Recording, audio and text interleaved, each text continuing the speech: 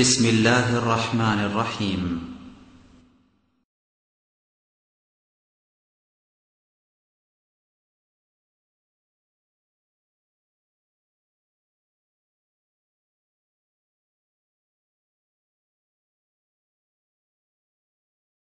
আমিন। শান্তি বর্ষিত হোক সারা পৃথিবীর মুসলিম নরনারীদের উপরে আমিন। সম্মানিত উপস্থিতি, দীর্ঘক্ষণ ধরে আপনারা হাজারাত উলামায়ে কিরামদের মুখশ্রিত বাণী শ্রবণ করেছেন। পরিশেষে আমার বক্তব্য শোনার জন্য এখনও আপনারা বসে আছেন। মহান প্রভুর দরবারে সাহায্য কামনা করছি, তিনি যেন আমাদেরকে যারা উপস্থিত হয়েছি সেই কথাগুলো শ্রবণ করার তৌফিক দান করেন, যা শ্রবণ করলে এই পৃথিবীর বুকে শান্তি এবং পরকালে জাহান্নাম থেকে মুক্তি পেতে পারি। আল্লাহ রাব্বুল আলামিন যেন আমাকেও সেই ধরনের কথা বলার তৌফিক দান করেন। সবাই বলি আমিন। সম্মানিত উপস্থিতি, বক্তব্য শ্রবণ করা এটা আজকে কোনো নূতন কথা নয়, নূতন জিনিস নয়। আমরা সারা জীবন কম বেশি বক্তব্য শ্রবণ করে এসেছি, তবুও আমাদের আমলের পরিবর্তন হচ্ছে না, আকীদার পরিবর্তন হচ্ছে না। জান্নাতে যেতে হলে 4টি স্তর অতিক্রম করতে হবে।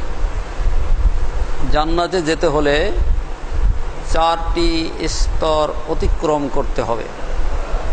1 নম্বর হলো, জান্নাতে যেতে হলে 1 নম্বরে যেই জিনিসটি দরকার সেটা হলো ঈমান। সেটা কি? ঈমান বা আকীদা, বিশ্বাস, এটা দুরুস্ত করতে হবে। 2 নম্বর হলো, আকীদা দুরুস্ত আছে, ঈমান ঠিক আছে, কিন্তু আমল নেই।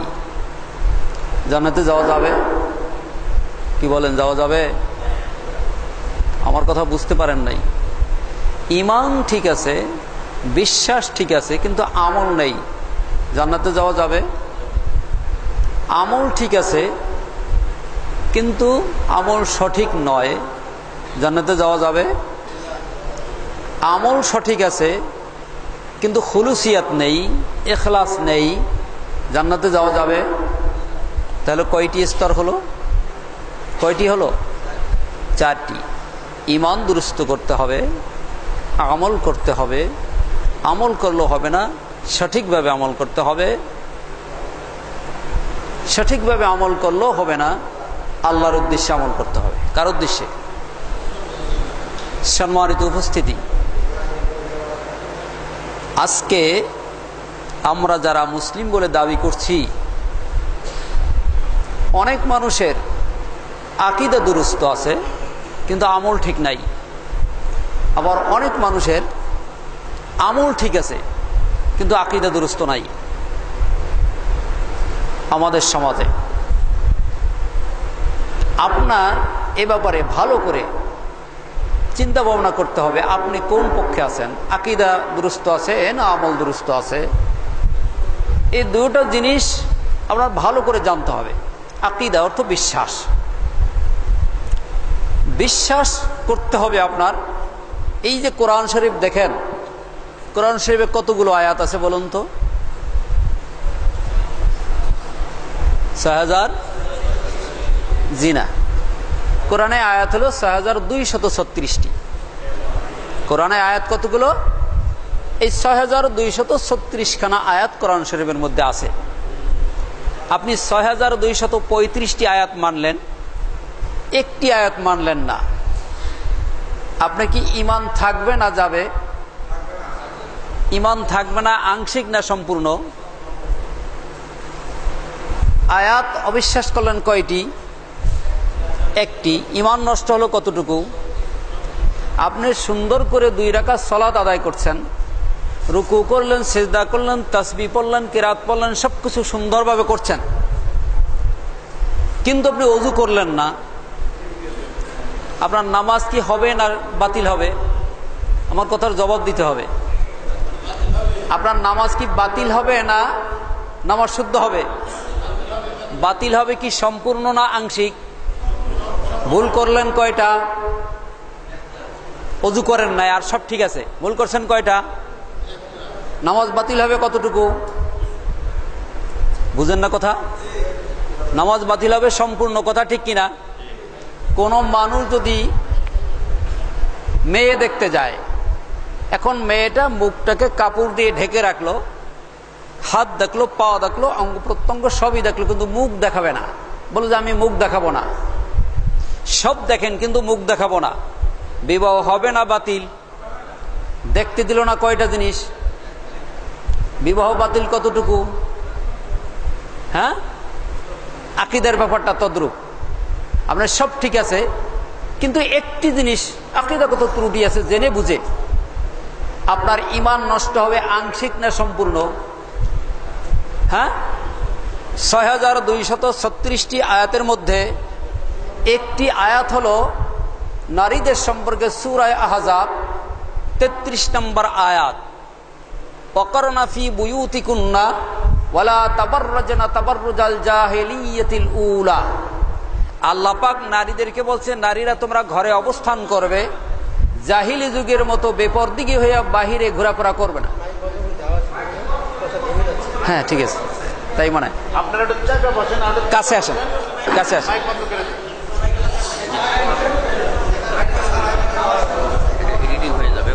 আচ্ছা আচ্ছা, আগে আসেন, আগে এসে সওয়াব আছে। মান তাকাররাবা ইলাইয়া শিবরান তাকাররাবতু ইলাইহি জিরান। যে ব্যক্তি 1 বিঘা জায়গার সামনে এগিয়ে আসবে, আল্লাহ তার দিকে 1 হাতে এগিয়ে আসবে, অর্থাৎ আল্লাহর রহমতে এগিয়ে আসবে। যারা পিছনে থাকবেন তারা ঠকবেন।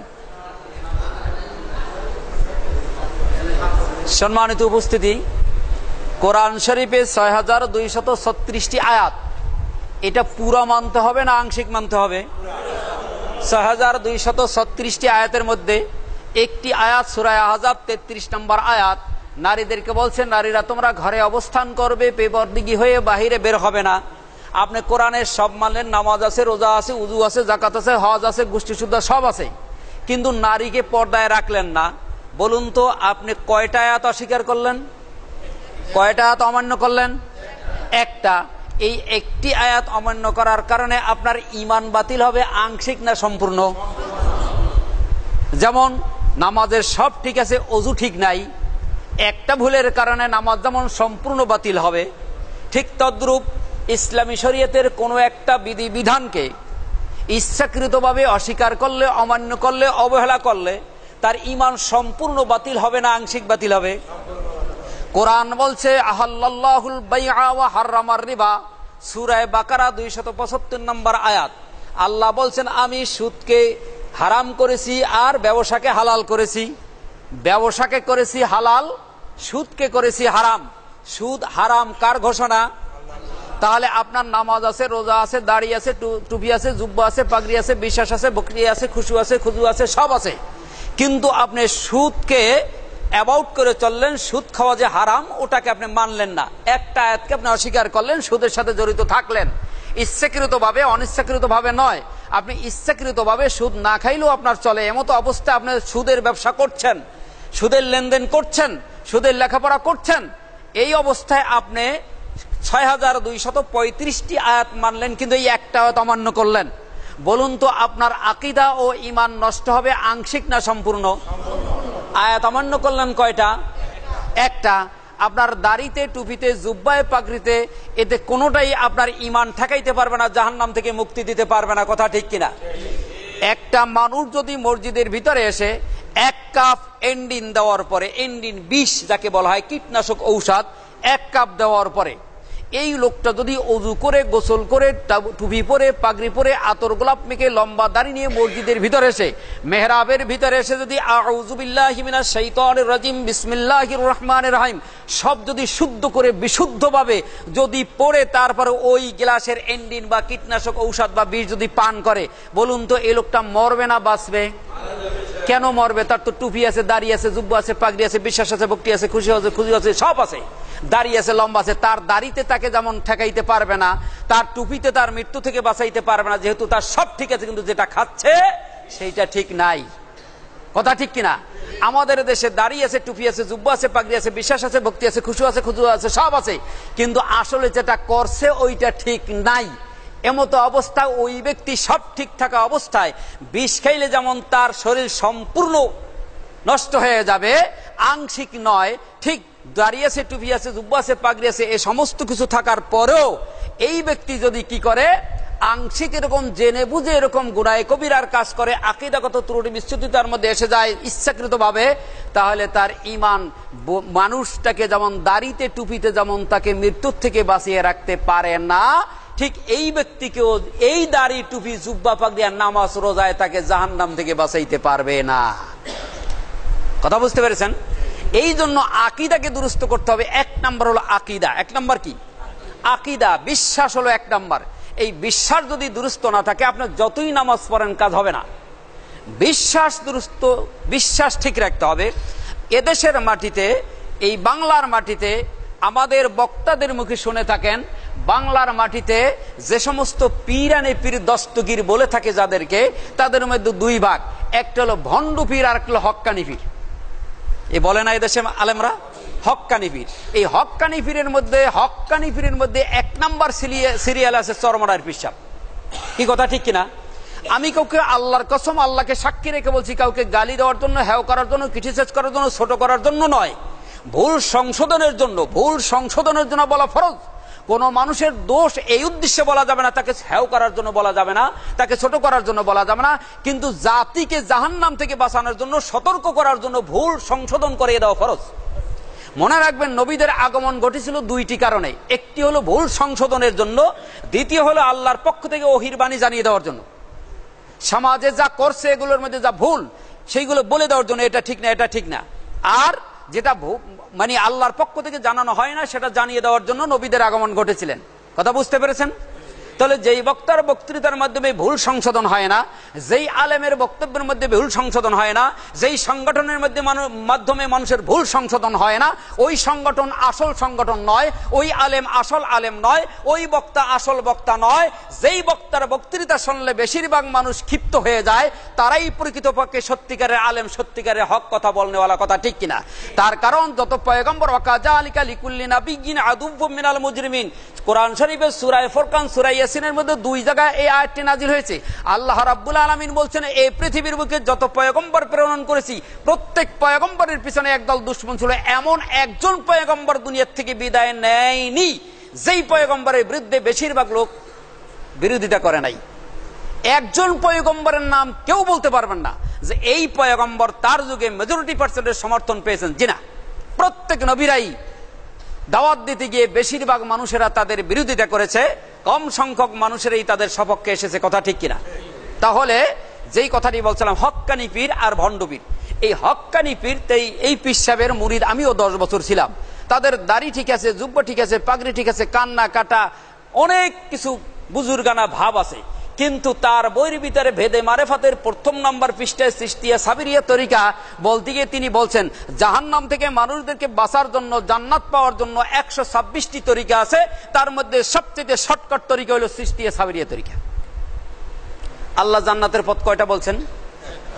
একটা। আল্লাহ কয়টা বলছেন? ওয়ান্না হাযা সিরাতি মুস্তাকিমান। আল্লাহ সিরাতে মুস্তাকিম বলছে কয়টা? পাবেন কেমনে? কোরআনে এভাবে কথাগুলো বলছেন, লিতুখরিজান নাসা মিনাজ জুলুমাতি ইলা নূর, সূরা ইব্রাহিম 1 নম্বর আয়াত। আল্লাহ কোরআন নাজিল করছেন কেন? লিতুখরিজান নাসা মিনাজ জুলুমাতি ইলা নূর, অন্ধকার সমূহের থেকে মানুষদেরকে আলোর পথে আনার জন্য কোরআন নাজিল করেছেন। দেখেন আল্লাহর ভাষাটা, জুলুমাত, জুলমাতুনের বহু বচন জুলুমাত, আর নূর এক বচন, বহু বচন হলো আনোয়ার। কোরআন শরীফে কোথাও আনোয়ার শব্দ নেই, নূর আছে, এক বচন আছে। অর্থাৎ জান্নাতের পথ যে একটা, নূর দিয়ে একটাই পথ বুঝাইছেন, বহু বচন নাই। কিন্তু জুলুমাত দিয়ে, বহু বচন দিয়ে বুঝাইছেন গোমরাহির পথ অনেক। তাহলে আল্লাহর দৃষ্টিতে, কোরআনের দৃষ্টিতে, ইসলামের দৃষ্টিতে, নবীর ভাষায়, বিজ্ঞ আলেমদের তাদের বক্তৃতার মাধ্যমে, তাদের আমলের মাধ্যমে, তাদের প্রচারের মাধ্যমে আমরা এতটুকুই জানতে পারছি যে জান্নাতে যাওয়ার রাস্তা কয়টি। আর চরমনার পীর সাহেব বলছে জান্নাতে যাওয়ার রাস্তা কয়টি? 126টি। কয়টি? তাহলে এই আয়াতকে, সূরা আনামের 121 নম্বর আয়াত, এটা কি মানলো না অস্বীকার করা হলো? আল্লাহ বললেন রাস্তা হলো কয়টা? চরমনার পীর সাহেব হক্কানি পীর, তিনি রাস্তা বললেন কয়টা? 126টি। 126টি। 126টির কথা কোরআনে নাই, হাদিসে নাই, ইজমায় নাই, কিয়াসে নাই, আল্লাহ বলেন নাই, নবী বলেন নাই, কোন হক্কানি আলেমরা বলেন নাই। কিন্তু চরমনার পীর সাহেব হক্কানি আলেম দেশের লোকেরা বলেন, তিনি বলছেন 126 তরিকা। আর এই 126 তরিকার মধ্যে সবচেয়ে শর্টকাট তরিকা হইল তার তরিকা। এখন বলুন তিনি ভুল করছেন কয়টা?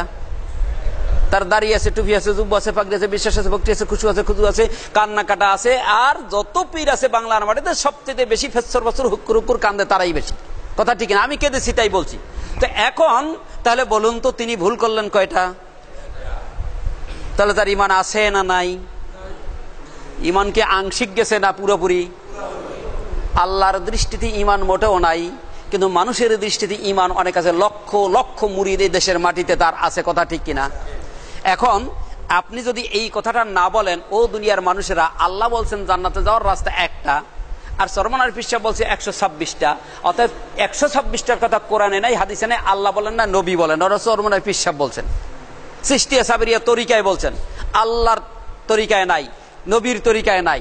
তাহলে এই কথাটা যদি না বলেন, তাহলে ওই মুরিদরাও কিয়ামতের মাঠে বলবে যে আল্লাহ 126 তরিকা চরমনার পীর সাহেব বলছে তাই আমরা মানছি, কিন্তু আসলে যে কথাটা ঠিক নয়, এই ঠিক নয় এই কথাটা কোনোদিন আলেমরা আমাদেরকে বলেন নাই। তার কারণ আলেমরা জানেন তবুও বলেন না, তার কারণ সাহস পায় না। এত পীর, এত মুরিদ, এত বড় পীর আর এত মুরিদ, তার বিরুদ্ধে বললে কেন না কোন বিপদ আপদ এসে বলে, এই ভয়তে বলে না। কি কথা ঠিক না? এই জন্য 1 নম্বরে হলো ইমান। জান্নাতে যাওয়ার 4টি স্তরের মধ্যে 1 নম্বরে কি? ইমান। ইমানের 2টি স্তম্ভ। ইমানের মূলনীতি 2টি। কয়টি? ইমানের মূল ভিত্তি কয়টি? এদিকে তাকান, মূল ভিত্তি কয়টি? মনে রাখবেন, এটা প্রথম সবক। মুসলমান হওয়ার জন্য 1 নম্বরের সবক দিচ্ছি। 1 নম্বরের সবকের মধ্যে আমাদের ভুল রয়েছে। ইমানের মূল ভিত্তি, ইমানের মূল স্তম্ভ 2টি। কয়টি? একটি হলো লা ইলাহা, আরেকটি হলো ইল্লাল্লাহ। ইমানের মূল ভিত্তি কয়টি? একটি হলো লা ইলাহা, আরেকটি হলো ইল্লাল্লাহ। একটি হলো কুফরি বাক্য, আরেকটি হলো ইমানি বাক্য। মূল ভিত্তি, মূল স্তম্ভ কয়টি? একটি হলো কুফর বিত্তাগুত, আরেকটি হলো ইমান বিল্লাহ। কুফর বিত্তাগুত হলো আগে কুফরি করতে হবে, ইমানদার হতে হলে আগে কাফের হতে হবে, অস্বীকারী হতে হবে। ভালো করে শুনুন, ইমানদার হতে হলে 1 নম্বরে কাফের হতে হবে। 1 নম্বরে কাফের হতে হবে। কাফিরুন ইসমে ফাইল থেকে অস্বীকারী, অস্বীকার করতে হবে। কি অস্বীকার করতে হবে? তাগুত, লা ইলাহা, কোনো ইলা নাই, কোন চরমনার পীর সাহেব ইলা না, কোন সরকার ইলা না, কোন বাপদাদার পূজা করি না, কাউকে মানি না, ইলা একমাত্র কেউ ইলা না, কোন তাগুত ইলা না। পৃথিবীর বুকে কোন শক্তি আমার ইলা নয়। আমার খাদ্যদাতা, রিজিক দাতা, আমার হায়াত দাতা, মৌত দাতা, ভালো মন্দ সবকিছুর মালিক একমাত্র আল্লাহ। পিসাব ভালো করতে পারে না, খাজা ভালো করতে পারে না, কোনো মাজারে ভালো করতে পারে না, কোনো নেতা ভালো করতে পারে না, কোনো এমপি ভালো করতে পারে না, কোনো মন্ত্রী আমার ভালো করতে পারে না। তাম দুনিয়ার বুকে কেউ আমার কল্যাণ দিতে পারে না। কল্যাণ দেওয়ার মালিক হলো আল্লাহ, কল্যাণ না দেওয়ার মালিক অত ইজ্জু মান তাশা অত জিল্লু মান তাশা। ইজ্জত দেওয়ার মালিক আল্লাহ, ইজ্জত নেওয়ার মালিক আল্লাহ। শাহজালালের কবরের কাছে নির্বাচনের আগে গিয়া দল বাইদা দোয়া করলে কল্যাণ হবে, এই বিশ্বাস আমি করি না। কল্যাণ দেওয়ার মালিক আল্লাহ, কল্যাণ নেওয়ার মালিক আল্লাহ। শাহজালালের কবরের কাছে গিয়া নির্বাচনের জন্য দোয়া করলে নির্বাচনে পাশ করতে পারবো, এই বিশ্বাস যদি কোনো নেতা নেত্রীর মধ্যে থাকে, ওইটা মুসলমান নয়, মুসলমানদের কলঙ্ক ছাড়া আর কিছু নয়। সম্মানিত উপস্থিতি, তাহলে 1 নম্বরে অস্বীকার করতে হবে, কুফরি করতে হবে। পৃথিবীর কাউকে আমি মানি না ইলাহ হিসাবে, রব হিসাবে কাউকে মানি না, ইলাহ হিসাবে কাউকে মানি না। যেহেতু আলমে আরোহায় বসে আমি ওয়াদা করে এসেছি, আল্লাহ জিজ্ঞেস করেছিলেন আলাস্তু বিরব্বিকুম, সূরা আরাফের 172 আয়াত, আলাস্তু বিরব্বিকুম, আমি তোমাদের রব কিনা? তখন আমরা সকলেই বলেছি কলু বালা, হ্যাঁ আপনি আমাদের রব, স্বীকার করে এসেছি। রবের 19টি অর্থ আছে। রব মানে মালিক, রব মানে আইনদাতা, রব মানে বিধানদাতা, রব মানে বাদশাহ, রব মানে আমি, রব মানে কি বলে যার যখন যতটুকু যে জিনিস প্রয়োজন তাকে তখন ততটুকু সেই জিনিস বিনা চাওয়ায় যিনি পৌঁছে দেন তার নাম হলো রব। যার যখন যতটুকু যেই জিনিস প্রয়োজন তাকে তখন ততটুকু সেই জিনিস বিনা চাওয়ায় যিনি পৌঁছে দেন তার নাম হলো রব। তার নাম কি? অতএব রবের অনেক অর্থ আছে। রব হলো আইনদাতা, রব হলো আইনদাতা, যিনি মুফতি। একমাত্র আইনদাতাকে যিনি মুফতি, যিনি ফতুয়া দেন। ফতুয়া দিয়েছেন কে? আল্লাহ। এটা করা যাবে, এটা করা যাবে না, রায় দিয়েছেন কে? নবীও কিন্তু মুফতি নন, আমরা মুফতি নই। নবী হলো মুবাল্লিগ, পৌঁছিয়ে দাও, মা আলাইনা ইল্লাল বালাগ, পৌঁছিয়ে দাও ছাড়া কোনো দায়িত্ব নেই। প্রত্যেকটি মানুষের উপরে দায়িত্ব হলো পৌঁছিয়ে দাও। ফতুয়া দেওয়ার অধিকার পৃথিবীর বুকে কাউকে দেয় নাই। It is not fitting for a believer man or woman when a matter has been decided by Allah and is able to have any option about that decision, he is indeed all clearly wrong path. ওমা কানা লিল মুমিনিন ওয়ালা মুমিনাতিন ইযা কাযাল্লাহু ওয়া রাসূলুহু আমরা। সূরা আহজাব 36 নম্বর আয়াত। আল্লাহ তার নবীর মাধ্যমে যা ডিসিশন দিয়েছেন তার ব্যতিক্রম করার কোনো অধিকার কোনো ম্যান কোনো ওমানকে দেয় নাই। অর্থাৎ ফতুয়া যা দেওয়ার আল্লাহ দিয়েছেন, নবীকে ফতুয়া দেওয়ার অধিকার দেওয়া হয় নাই। নবীকে ফতুয়া দেওয়ার অধিকার দেওয়া হয় নাই। ফতুয়া পৌঁছিয়ে দেওয়ার দায়িত্ব নবীকে দেওয়া হয়েছে। আপনাকে আমাকে ফতুয়া দেওয়ার দায়িত্ব দেওয়া হয় নাই। ফতুয়া আল্লাহ দিয়েছেন, ওই ফতুয়াকে মানুষের ভাষায়, জাতির ভাষায় তার কাছে পৌঁছিয়ে দেওয়ার দায়িত্ব আল্লাহ আপনাকে আমাকে দিয়েছেন। এখানে বাড়ান এবং কমানোর কোনো অধিকার দেয় নাই। বিশ্ব নবীকে বলেছেন, ওয়ালাউ তাকাব্বালা আলাইনা বা'দাল আকাবিল লা আখাযনা মিনহু বিল ইয়ামিন সুম্মা লাকাতানা মিনহুল ওয়াতিন। আল্লাহ কোরআনে বলেছেন, হে নবী, আপনাকে ভালোবাসি, আপনাকে ইজ্জত করি, ঠিকই আছে, কিন্তু আমার সিদ্ধান্তের উপর যদি বাড়ান আর কমান তাহলে আপনার ঘাড় ছিঁড়ে ফেলা হবে। নবীকে বাড়ান এবং কমানোর অধিকার দেওয়া হয় নাই। নবী যখন বাড়াতে এবং কমাতে পারেন নাই, তাহলে কোনো ইমাম পারবে? কোনো পীর পারবে? কোনো হুজুর পারবে? কোনো নেতা পারবে? যদি কেউ বাড়ায়, ওরা মানুষ না শয়তান? ওরা মানুষ না শয়তান? শুনুন, এ পৃথিবীর বুকে কোন মানুষ যদি লেনিন, স্টালিন, ভোল্টেয়ার, কার্ল মার্কস আর মাও সেতুনের অনুসরণ করে জাহান্নামে যায়, কোন মানুষ যদি শ্রীকৃষ্ণের অনুসরণ করে যদি জাহান্নামে যায়, যে অপরাধে, সে অপরাধটি হলো একটি মাত্র অপরাধ। একটি মাত্র অপরাধের কারণে মানুষ জাহান্নামে যাবে। শুধুমাত্র একটি মাত্র অপরাধের কারণে মানুষ জাহান্নামে যাবে। আল্লাহকে না মানার অপরাধে নয়। আল্লাহকে না মানার অপরাধে নয়। হিন্দুরা আল্লাহকে মানে, খ্রিস্টানরা আল্লাহকে মানে, বৌদ্ধরা আল্লাহকে মানে, ইহুদিরা আল্লাহকে মানে, সকলেই আল্লাহকে মানে। আল্লাহকে মানতে গেলে কোনো বিপদ আসে না, কিন্তু নবীকে মানতে গেলে বিপদ আসে। আল্লাহকে মানতে গেলে বিপদ আসে না, নবীকে মানতে গেলে বিপদ আসে। আল্লাহকে মানতে গেলে বাড়ি ছাড়তে হয় না, নবীকে মানতে গেলে খোবাইব রাদিয়াল্লাহু তাআলার মতো বাড়িঘর ছাড়তে হয়। আল্লাহকে মানতে গেলে বিপদ আসে না, কিন্তু রসুলকে মানতে গেলে অনেক বিপদ আসে। বেলাল রাদিয়াল্লাহু তাআলা আনহুর মতো, সুমাইয়া রাদিয়াল্লাহু তাআলা আনহার মতো। কথা ঠিক কিনা? সম্মানিত উপস্থিতি, একটি মাত্র অপরাধের কারণে হিন্দু, বৌদ্ধ, খ্রিস্টান, নাসারা, মাজুসি, ইহুদি একটি মাত্র অপরাধের কারণে জাহান্নামে যাবে। সে অপরাধটি শুধুমাত্র কেবলমাত্র একমাত্র নবীর তরিকা মোতাবেক আল্লাহকে না মানার কারণে। হিন্দুরা নামাজ পড়ে না? পড়ে না? হিন্দুরা নামাজ পড়ে, হিন্দুরা তাসবিহ পড়ে না? পড়ে না? পরে তবুও জাহান্নামে যাবে। তার কারণ একটি, তারা নবীর তরিকায় আল্লাহকে মানে না। হিন্দুরা আল্লাহকে মানে, নবীর তরিকায় মানে না, শ্রীকৃষ্ণের তরিকায় মানে। খ্রিস্টানরা আল্লাহকে মানে, কিন্তু যীশু খ্রিস্টের তরিকায় মানে, নবীর তরিকায় মানে। শুনুন, যে অপরাধের কারণে হিন্দু, বৌদ্ধ, খ্রিস্টান, নাসারা, মাজুসি জাহান্নামে যাবে, ওই একই অপরাধের কারণে মুসলমানরাও জাহান্নামে যাবে। বৌদ্ধরা যদি গৌতম বুদ্ধের অনুসরণ করলো, এই কারণে যদি জাহান্নামে যায়, অপরাধটা কি? তুমি গৌতম বুদ্ধের তরিকায় ইবাদত করছো কেন, নবীর তরিকা বাদ দিয়ে? এই অপরাধ। কথা ঠিক কিনা? ঠিক যে অপরাধের কারণে বৌদ্ধ ধর্মাবলম্বী লোকেরা জাহান্নামে যাবে, ওই একই অপরাধে মুসলমানের বাচ্চারাও জাহান্নামে যাবে, যদি নাকি কোনো মুসলমানের বাচ্চারা নবীর তরিকাকে বাদ দিয়ে কোনো ইমামের তরিকায় ইবাদত করে। যেহেতু শ্রীকৃষ্ণ একজন মানুষ, গৌতম বুদ্ধ একজন মানুষ, ইমামরাও একজন মানুষ। শ্রীকৃষ্ণের যেমন ভুলের ঊর্ধ্বে নয়, আমিও ভুলের ঊর্ধ্বে নই, ইমামরাও ভুলের ঊর্ধ্বে নয়। অর্থাৎ যেই ইমামের কথা, যেই ইমামের কার্যকলাপ নবীর আমলের সাথে মিলবে না, ওই ইমামের কাজ করা যেরকম অপরাধ, শ্রীকৃষ্ণের তরিকা মানা তদ্রূপ অপরাধ। তাহলে এই পৃথিবীর বুকে মানুষ একটি ভুলের কারণে জাহান্নামে যাবে। কয়টি? নামাজ না পড়ার কারণে নয়। শুনুন, কোরআনে আল্লাহ পাক যেখানে আমলের কথা বলছেন, সেখানে একটি শব্দ তার সাথে জুড়ে দিয়েছেন, ও আমলুস সালেহাত। কথা ঠিক কিনা? শুনুন, পৃথিবীর বুকে কোনো হাদিস দিয়ে এবং কোন আয়াত দিয়ে দেখাতে পারবেন না যে আমল করলে জান্নাতে যেতে পারবে। জি না, আমল করলে জান্নাতে যাওয়া যাবে কথা বলেন নাই। কোরআনে বলে নাই আমল করলে জান্নাতে যাওয়া যাবে, নামাজ পড়লে জান্নাতে যাওয়া যাবে। জি না, রোজা রাখলে জান্নাতে যাওয়া যাবে, কথাটি সত্য নয়। আমিলুস সালিহাত হতে হবে, নামাজ পড়লে জান্নাতে যাওয়া যাবে জিনা, নামাজ সঠিকভাবে পড়লে জান্নাতে যাওয়া যাবে।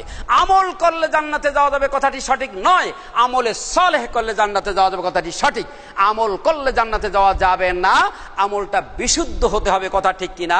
নামাজ না পড়লে জান্নাতে যাওয়া যাবে না, কথায় নামাজ পড়লে জান্নাতে যাওয়া যাবে না, নামাজটা বিশুদ্ধ হতে হবে, কথা ঠিক কিনা?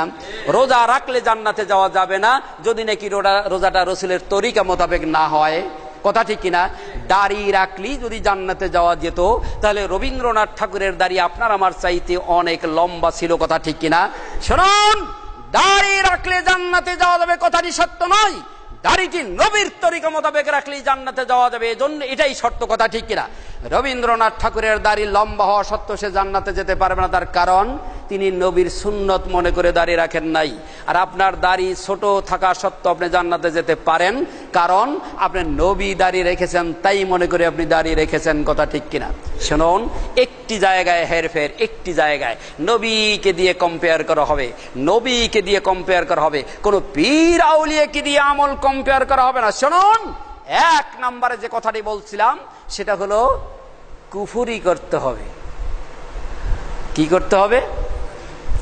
ঈমান আনার আগে কুফরি করছেন, কুফর বিত্তাগুত, আল্লাহ দ্রোহী শক্তি, আল্লাহ বিরোধী আইনের সাথে কুফরি করতে হবে। কুফরি মানে আল্লাহ বিরোধী যারা, ইবলিস শয়তান, মানুষ শয়তান, জেন শয়তান, তাগুতি শক্তি, আল্লাহ বিরোধী আইন যারা সমাজে প্রতিষ্ঠা করে তাদের সাথে বিরোধিতা করতে হবে, এটাই হলো কুফরি। তাদের সাথে কুফরি করতে হবে। লা তাত্তাখিযু আবাকুম ইখওয়ানুকুম আউলিয়া ইন ইসতাহাব্বুল কুফরা আলাল ঈমান, সূরা তাওবা 23 নম্বর আয়াত।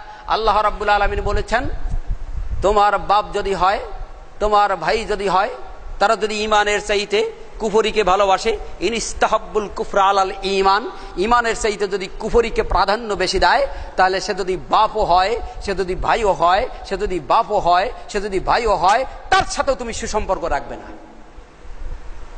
কোরআন বলছে। পারছেন? যেই ব্যক্তি নামাজ পড়ে না, যেই ব্যক্তি রোজা রাখে না, তার সাথে সম্পর্ক ছিন্ন করতে পারছেন? এটা আগে। তারপরে ইল্লাল্লাহ, আল্লাহর উপরে ঈমান আনতে হবে। আগে কুফরি করতে হবে, পরে ঈমান আনতে হবে। আগে কুফরি করতে হবে, বোতল আগে খালি করতে হবে, তারপরে আতর ঢুকাইতে হবে।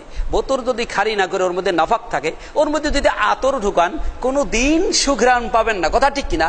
আগে বোতল সাফ করতে হবে, নিজেকে কুফরি করে সকল আল্লাহদ্রোহী শক্তিকে অ্যাবাউট করে একমাত্র কেবলমাত্র শুধুমাত্র আল্লাহকে স্থান দেওয়া, ইল্লাল্লাহ বলে একমাত্র কেবলমাত্র শুধুমাত্র আল্লাহর উপর ঈমান আনতে হবে। এটা হলো ঈমানের কয়টি শর্ত? দুইটি শর্ত। একটি হলো কুফর বিত্তাগুত, আর একটু ঈমান বিল্লাহ। কুফরি করতে হবে যত আল্লাহদ্রোহী শক্তি আছে তাদের সাথে, আর ঈমান আনতে হবে একমাত্র আল্লাহই আমার কল্যাণ দিতে পারে, আল্লাহই মুক্তি দিতে পারে, কথা ঠিক কিনা? নবীর উপর ঈমান আনতে হবে। কার উপরে? নবীর উপর ঈমান আনতে হবে। কেমনে?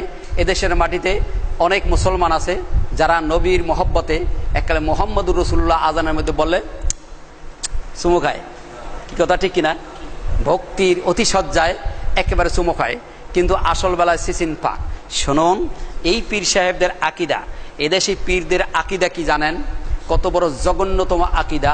পীরদের আকিদা জঘন্যতম, বেরলভীপন্থীদের আকিদা জঘন্যতম, এই দেওবন্দীপন্থীদের আকিদা জঘন্যতম খারাপ, জঘন্যতম খারাপ, জঘন্যতম খারাপ। কেন খারাপ? তাদের আকিদা হলো পীরদের মর্যাদা নবীদের চাইতে অনেক বেশি। কিছু বললেন না তো? মেনে নিলেন? পীরদের মর্যাদা নবীদের চাইতে বেশি না কম? দেখেন, নাউজুবিল্লাহ বলবেন। কোরআন দিয়ে বলছেন, কোরআন সূরা কাহাফ, এখানে 3টি ঘটনা আছে সূরা কাহাফের মধ্যে। কয়টি? আসহাবে কাহাফের ঘটনা, মুসা আলাইহিস সালাম আর খিজর আলাইহিস সালামের ঘটনা, আর জুলকারনাইনের ঘটনা। কয়টা ঘটনা? 3টি ঘটনা। 6848 নম্বর হাদিস বুখারীতে পাবেন। মুসা আলাইহিস সালাম ওয়াজ করতেছেন, জিজ্ঞেস করলো একজনে, হুজুর এই যুগে এখন বড় আলেমকে? তিনি বললেন, আমি বড় আলেম। আল্লাহ এই কথাকে পছন্দ করলেন না, তোমার খিজরের কাছে শিখতে যেতে হবে। দেখুন কত বড়! আল্লাহর নবী বলেছেন, মাইয়ুরিদুল্লাহু বিহি খায়রান ইউফাক্কিহু ফিদ্দিন। আল্লাহ যার কল্যাণ চান, আল্লাহ যার কল্যাণ চান, আল্লাহ যার ভালো চান, তাকে আল্লাহর পক্ষ থেকে দ্বীনের সঠিক জ্ঞান দেওয়া হয়। শুনুন, দিনের সঠিক জ্ঞান কোনো সার্টিফিকেটের মাধ্যমে অর্জন করা সম্ভব নয়। দিনের সঠিক জ্ঞান কোনো পাশের মাধ্যমে নয়। দিনের জ্ঞান কোনো কলেজ ইউনিভার্সিটির থেকে সম্ভব নয়। এটা সম্পূর্ণ আল্লাহর হাতে। দিনের জ্ঞান আপনি পেতে পারেন, কিন্তু সঠিক জ্ঞান পাবেন না। কিতাব পড়ে জ্ঞান অর্জন করতে পারেন, কিন্তু সঠিক জ্ঞান পাবেন না। সঠিক জ্ঞান পাবেন না যতক্ষণ পর্যন্ত আল্লাহ না দিবে। শুনুন, আল্লাহ রাব্বুল আলামিন বলছেন, তিনি যার কল্যাণ চান তাকে দিনের সঠিক জ্ঞান দেন। মুসা আলাইহিস সালাম বললেন যে আমি, আল্লাহ পছন্দ করলেন না, তোমার খিজিরের কাছে যেতে হবে। এদেশের পীরেরা বলছেন যে খিজির হলো একজন আল্লাহর ওলি, আর মুসা আলাইহিস সালাম হলো একজন আল্লাহর পয়গম্বর। তো পয়গম্বরের ভুল সংশোধনের জন্য আল্লাহ যেতে পারলেন কোথায়? একজন ওলির কাছে। দেখছেন, আল্লাহ যদি বুঝ না দেয় এরকমই উল্টো ব্যাখ্যা করে। যদিও খিজির আলাইহিস সালাম পয়গম্বর কি পয়গম্বর না, বিভিন্ন রায়াত আসছে, অধিকাংশের মত সে একজন পয়গম্বর ছিল, কিন্তু সরাহাতান কোরআনে স্পষ্ট আসে নাই। 25 জন পয়গম্বরের নাম স্পষ্ট এসেছে, 3 জন পয়গম্বরের নাম অস্পষ্ট ভাবে এসেছে। আর গুলো লাম নাকসুস আলাইকা বলছেন, আল্লাহ বলছেন তার বর্ণনা আমি আপনার কাছে দেই নাই। এর দ্বারা বোঝা গেল তারা বুঝাইতে চাচ্ছে নবীদের ভুল সংশোধনের জন্য আল্লাহ পয়গম্বরদের কাছে ওলিদের কাছে পাঠাইছে। তা বলুন তো, বড়কে খিজির বড় না মুসা বড়? বুঝাচ্ছে তারা বেআক্কেল। তারা বুঝাচ্ছে মুসা আলাইহিস সালাম জিজ্ঞেস করছে, আপনি নৌকাটা ফুটো করে দিলেন কেন, সিলেটের মারি ফেলালেন কেন? মুসলমান জানেন না, মুসলমান জানতেন না, খিজির বলে দিলেন। কিন্তু কোরআনে স্পষ্ট উল্লেখ আছে খিজির কেমনে বলেন, আল্লাহ তাকে জানিয়ে দিয়েছেন, আল্লাহ তাকে এলেম দিয়েছেন, সেই এলেমের মাধ্যমে জানিয়ে দিয়েছেন। এইটুক বলেন, এইটুক গোপন রাখেন। এটা হলো আল্লাহ তাদেরকে জ্ঞান দিবেন এই জন্য। আল্লাহ তাকে জানিয়ে দিয়েছেন, তাই মুসা আলাইহিস সালামকে জানিয়ে দিয়েছেন। এটা তার নিজস্ব কোনো ব্যাপার নয়, নিজস্ব কোনো ব্যাপার নয়। এ আকীদা যদি কোনো ব্যক্তির থাকে যে মুসা আলাইহিস সালাম ছোট আর খিজির বড়, ওলি বড়, এটা যদি আকীদা থাকে, তার ঈমান আংশিক নষ্ট হবে না পুরোপুরি? তার টুপিতে, দাড়িতে, জুব্বায়, পাগড়িতে কি তাকে জান্নাতে নিতে পারবে? কি বলুন, পারবে? শুনুন কত বড় জঘন্যতম আকীদা, কত বড় জঘন্যতম আকীদা। হক্কানি পীর বলছেন, হক্কানি পীর যাকে বলা হয় এদেশের মাটিতে, তার বইয়ের মধ্যে দেখেন ভেদে মারেফাতের 11 পৃষ্ঠায় বলা হয়েছে, এক আল্লাহর কুতুব হেঁটে যাচ্ছেন, দেখছেন একটি বাচ্চা মরে রয়েছে, কি হয়েছে ইত্যাদি বলল। সত্য? হ্যাঁ। কুম বিইজনি, আমার হুকুমে জীবিত হয়ে যাও। আল্লাহর কুতুব বলছেন আমার হুকুমে জীবিত হয়ে যাও। অমনি জীবিত হয়ে দাঁড়াইছে।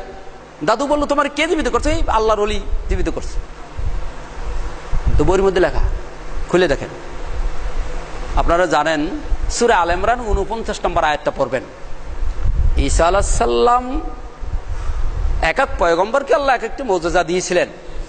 ঈসা আলাইহিস সালামকে আল্লাহ মুজিজা দিয়েছিলেন, মৃত্যু ব্যক্তিকে কুম বিইজনিল্লাহ বলে জীবিত হয়ে যেত।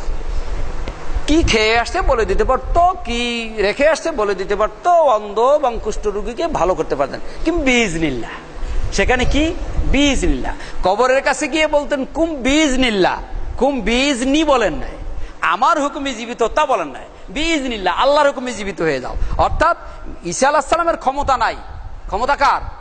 আল্লাহ যদি হুকুম দেন তাহলে তুমি জীবিত হয়ে যাও। তাহলে বলুন তো, ঈসা আলাইহিস সালাম বলছেন যে আল্লাহর হুকুমে জীবিত হয়ে যাও, আর চরমনার পীরের আকীদা হলো আল্লাহর কুতুব বলছেন আমার হুকুমে জীবিত হয়ে যাও। তাহলে একটা পাগল যে ব্যক্তি সাধারণ জ্ঞান রাখে সেও বুঝবে ঈসা আলাইহিস সালাম বড় না আল্লাহর ওলি বড়। ঈসা আলাইহিস সালাম নিজে বলতে পারলেন না আমার হুকুমে জীবিত হয়ে যাও, কিন্তু চরমনাইদের আকীদা হলো আমার হুকুমে জীবিত হয়ে যাও। এখন বাদশাহ জিজ্ঞেস করলে আপনি এরকম কাজ করলেন কেন, শরীয়ত বিরোধী কাজ এইটা করলেন কেন, আপনি আল্লাহর হুকুমে জীবিত এটা বলতে পারলেন না? আল্লাহর কাছে আবার কি জিজ্ঞেস করবেন? আল্লাহর আন্দাজ নাই? খুলে দেখেন তাদের বইতে। এদেশের মাটিতে হক্কানি পীর যাকে বলা হয়, একটা বড় ভাইয়ের সমান মর্যাদা দিল না। বড় ভাই তারা বলে নাই, আপনি কি বলেন, মানে আন্দাজ নাই বলে নাকি? এই যুগেও বলে না বড় ভাইয়ের সম্মান দিয়ে কথা। অথবা এই অলিরা আল্লাহরে বড় ভাইয়ের সমানও দেয় না। ওমা কাদারুল্লাহ হাক্কা কাদরি, সূরা হজ 74 নম্বর আয়াত। তারা আল্লাহকে যথাযথ মর্যাদা দেয় না। অত চিন্তা করে আকীদা ব্যাপারে কত নেষ্টি আকীদা তাদের রয়েছে। এখনো আকীদার ব্যাপারে এখনো কত নেষ্টি আকীদা তাদের রয়েছে যে আল্লাহ রাব্বুল আলামিনের কাছে কি জিজ্ঞেস করবো আল্লাহর আন্দাজ নাই। চিন্তা করছেন? কোন মানুষ এই যুগে বলবে না, বড় ভাইরাও বলবে না যে আপনার আন্দাজ নাই। বাপেরও বলবে না আপনার আন্দাজ নাই, কি বলবে নাকি? অথচ আল্লাহর ব্যাপারে বলছে আল্লাহর আন্দাজ নাই। এই বাচ্চাটা নিয়ে গেল, আল্লাহর কাছ থেকে জোর করে নিয়েছি, আল্লাহর কাছ থেকে জোর করে রুহ নিয়ে আসছে। তার মানে আল্লাহ এত দুর্বল, ওই অলির কাছে আল্লাহ হার মেনে গেলেন। নাউযুবিল্লাহি মিন যালিক। শুনুন, দাওয়াতের ধারা হলো দুইটি, দ্বীনের দায়ীর দায়িত্ব হলো দুইটি। কয়টি? তা'মুরুনা বিল মারুফ ওয়া তানহাউনা আনিল মুনকার। সৎ কাজ, ভালো কাজ এর নির্দেশ দিবে, অসৎ কাজ, অন্যায় কাজ থেকে মানুষ দিকে ফিরিয়ে রাখার চেষ্টা করবে। এই যে কথাগুলো বলা হলো পীরের বই থেকে, এগুলো অসৎ কাজ, অন্যায় কাজ, আল্লাহ বিরোধী, কোরআন বিরোধী, হাদিস বিরোধী, ইসলাম বিরোধী কাজ। কথা ঠিক কিনা? এগুলো বলতে হবে জনগণকে, তাহলে তারা ভুল সংশোধন করতে পারবে না। নবীর উপরে ঈমান আনতে হবে। নবী মুহাম্মদুর রাসূলুল্লাহ সাল্লাল্লাহু আলাইহি ওয়াসাল্লাম, তিনি নবী ছিলেন, কোনো ওলি তার চাইতে বড় নয়। তাদের আকীদা হলো নবীরা জানতেন ততটুকু, যতটুকু জিবরিল ফেরেশতা পৌঁছে দিতেন ততটুকু। দেখছেন? আর ওলিরা জানতেন কতটুকু? ওলিরা জিবরিলের মাধ্যমে নয়, মিয়ানে আশিক ও মাশিক রমজিস কিরামান কাতিবিরা হাম খবর নিস্ত। কিরামান কাতিবিন ফেরেশতারা খবর জানতো না, সরাসরি আল্লাহর সাথে তাদের যোগাযোগ, সরাসরি আল্লাহর নিয়ন্ত্রণে তারা। নবীদের স্তর শেষ, ওলিদের স্তর বাকি কিয়ামত পর্যন্ত। এই সমস্ত আকীদা কি ঠিক না শিরকি আকীদা? শিরকি আকীদা। এই শিরকি আকীদা কোনটা, শিরকি আকীদা কোনটা নয় এটা বুঝানো, আর সঠিক আকীদা কোনটা এটা বুঝানো। শুনুন, এই জন্য আকীদা দুরুস্ত আছে, আমল নেই, জান্নাত পাওয়া যাবে না। আমল দুরুস্ত আছে, আকীদা নেই, জান্নাত পাওয়া যাবে না। শুনুন, পীর মুরিদি যারা করে তাদের আমল দুরুস্ত আছে, খাওয়ার মধ্যে সুন্নাত আপনি আর কয়টা পালন করেন? পায়খানা পড়ছে কয় না, আপনি কয়টা সুন্নাত পালন করেন? তারা অনেক বেশি করে। কথা ঠিক কিনা?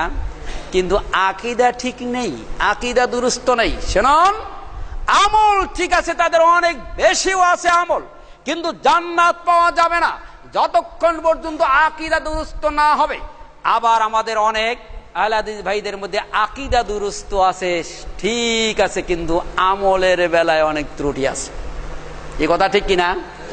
আকীদা দুরুস্ত আছে, কিন্তু আমলের বেলায় অনেক ত্রুটি বিচ্যুতি রয়েছে। শুনুন, আমল করতে হবে বিশুদ্ধভাবে, বিশুদ্ধভাবে আমল করতে হবে।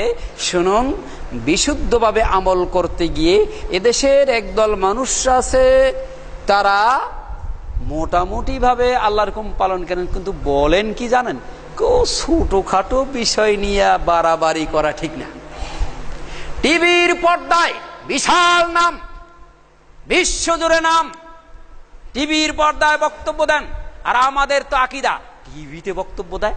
বাবারে বাবা, না জানি কি একটা কুতুবে রব্বানি হয়ে গেছে। জি না, কোন ভালো আলেমকে দিয়ে হক কথা যারা বলে আর বাতিলের বিরুদ্ধে যারা বলে, তাদেরকে কখনো এই বর্তমান কোন টিভির চ্যানেলে কথা বলতে দেওয়া হয় না, এবং হবে একমাত্র পিস টিভি ছাড়া। যেহেতু ওটা একজন ব্যক্তি মালিকানা চলতেছে এবং সে লোকটা আকীদা দুরুস্ত আছে, এই জন্য তার মাধ্যমে চলছে। আর যত টিভি আছে হবে না। আমার কয়েকটা বক্তব্য ইসলামিক টিভিতে প্রচার হয়েছে। একটা বক্তব্য ছিল প্রচলিত নামাজ বনাম রাসূলুল্লাহ সাল্লাল্লাহু আলাইহি ওয়াসাল্লাম নামাজ, অর্থাৎ রসুলের তরিকায় কেমনে সালাত আদায় করতে হবে এই বিষয়ের উপরে। এই বিষয়ের তুলনামূলকভাবে যখন নাকি আলোচনা করেছি, এটা সব ঠিকঠাক হয়েছে, ফিল্ম টিল্ম সব করা হয়েছে। ওনারা আবার দেখতেছে সর্বনাশ, এই ভাষণ যদি টিভিতে ছাড়া হয় তাহলে টিভির লাইসেন্সই বাতিল হয়ে যাবে। আমি দোষ করি নাই, আমি এতটুকুই দোষ করেছিলাম, প্রচলিত নামাজের নিয়মে এভাবে আছে, অমুক জায়গা আছে, অমুক নাম্বার পৃষ্ঠা, আর রাসূলুল্লাহ নামাজ আছে বুখারী শরীফে অমুক জায়গায়, মক্কা শরীফে অমুক জায়গায়, এরকম দলিল দিয়ে বলেছিলাম। অপরাধ আমার এতটুকু, এটা প্রচার করে নাই, তারপর আমাকে দাওয়াতও দেয় নাই, আর কখনো দিবে বলে মনে হয় না ইসলামিক টিভি। তার কারণ হক এবং বাতিল কম্পেয়ার করে বলা। অনেকেই বলেন আস্তে আস্তে আস্তে আস্তে হবে। আমি জিজ্ঞেস করি আস্তে আস্তে হবে কবে? 10 বছর পরে না 20 বছর না 50 বছর পরে? আপনি সেই পর্যন্ত বাঁচবেন নিশ্চয়তা আছে কি? জি না, নাই। আপনার এই আস্তে আস্তে বলাটা, এই কথাটার ওই ক্ষেত্রে ঠিক যেই ক্ষেত্রে সামঞ্জস্য বজায় করা সম্ভব। একটা মানুষ ভারসাম্য রক্ষা করতে পারছে না, আপনি যতটুকু দিচ্ছেন তাকে ইসলামী সবক, ওর থেকে বেশি পারছে না, সেই ক্ষেত্রে আস্তে আস্তে। কিন্তু কখনো আস্তের মানি হককে গোপন করা নয়। শুনুন, এই সমস্ত আলেমদের বিপক্ষে আমার বক্তব্য। যারা বলেন আস্তে আস্তে আস্তে আস্তে বলার মানে কখনো হককে গোপন করা নয়। লা তালবিসুল হাক্কা বিল বাতিল ওয়া আনতুম তাতলুনাল কিতাব, কি ওয়ালা তালবিসুল হাক্কা বিল বাতিল ওয়া তাকতুমুল হাক্কা ওয়া আনতুম তাআলামুন। সূরা বাকারা 42 নম্বর আয়াত। কোরআন বলছে লাইন অফ ইজেন্স দিয়ে হারাম করে দিন। শুয়োর খাওয়া যেমন হারাম, কুত্তা খাওয়া যেমন হারাম, পায়খানা খাওয়া যেমন হারাম, ঘুষ খাওয়া যেমন হারাম, সুদ খাওয়া যেমন হারাম, হকের সাথে মিথ্যা মিশ্রিত করে কথা বলা তদ্রূপ হারাম। এবং জেনে বুঝে সত্যকে গোপন করো না। শুনুন, আপনারা আজকে যে মেশকাতের 210 নম্বর হাদিস দেখবেন, মুসলিমের হাদিস, আল্লাহ নবী বলেছেন মানসু ইলা আন ইলমিন আলিমাহু, কোন ব্যক্তি কোন জিনিস আপনার কাছে জিজ্ঞেস করলো যা আপনি জানেন, সুম্মা কাতামাহু, এরপরে ওটা গোপন রাখলেন, বললেন না। বলতে গেলে সর্বনাশ হয়ে যেতে পারে, বলতে গেলে আবার একটা আমার দাওয়াত বন্ধ হয়ে যেতে পারে টিভিতে, আর কেন আমার না ডাকে, এই জন্য ওটা বলা যাবে না। আল্লাহ নবী বলেছেন কাতামাহু উলজিমা ইয়াউমাল কিয়ামাতি বিলিজামিন মিনান নার। বিশ্বনবী বলেছেন যেই ব্যক্তি সত্যকে গোপন করবে কোন কিছুর ভয়তে বা ফিতনা ফাসাদের ভয়তে, বিশ্বনবী বলেছেন ওর গলায় রশি লেগে কিয়ামতের মাঠে জাহান্নামে নিক্ষেপ করা। আল্লাহ বলছেন ওয়াতাকতুমুল হাক্কা ওয়া আনতুম তাআলামুন, জেনে বুঝে সত্যকে গোপন করো না, জেনে বুঝে সত্যকে গোপন করো না। নবী কেন বলেন বাল্লিগু আন্নি ওয়ালাউ আয়া? একটা আয়াত যদি জানো অন্যের কাছে পৌঁছিয়ে দাও, তার মানিটা কি? একটা আয়াত যদি জানো সেটা পৌঁছিয়ে দাও, ভিতরে স্টক করে রেখো না, দোকানের মালের মতো গুদামজাত করে মাল পচাইও না, ভিতরে রেখে নষ্ট করো না। শুনুন, আপনি যতটুকু জানেন, 1 নম্বরের শর্ত হলো আপনি যতটুকু জানেন সেটা যাচাই বাছাই করে, ভেরিফিকেশন করে, জাস্টিফিকেশন করে, তারপরে কম্পেয়ার করে নিতে হবে আপনার জানাটা সঠিক না বেঠিক। শুনুন, জানতে হলে দুইটি শর্ত, জানতে হলে 2টি শর্ত, ব্যাড সাইড এবং গুড সাইড। ব্যাড সাইড এবং গুড সাইড, পক্ষে কি আছে বিপক্ষে কি আছে, এই দুইটা সাইড জানতে হবে। শুধু এক সাইড জানলে হবে না। কেন?